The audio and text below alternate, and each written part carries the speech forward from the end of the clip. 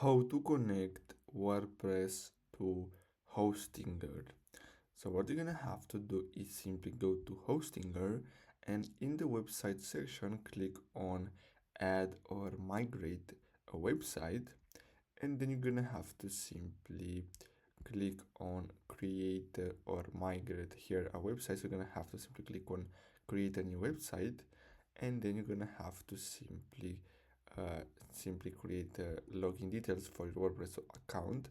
So as you can see, you're gonna have to select the preferred language for your WordPress account, specify your email address, and create a password. Then you're gonna have to simply select plugins. So choose the preferred plugins from the list of suggested one and click on continue.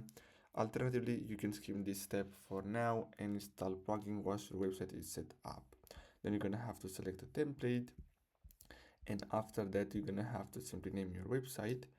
And then what you're gonna have to do next is simply click on admin panel, and then you can basically access your WordPress site from Hostinger. So that's all you have to do. Thanks for watching.